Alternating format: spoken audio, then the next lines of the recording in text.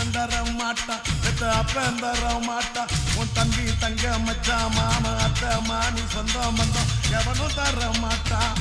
பிறந்தது சிரிக்கத்தானே சிநேகிதா, அந்த சிரிப்பில்லாத வாழ்க்கை வேஸ்ட் சிநேகிதா.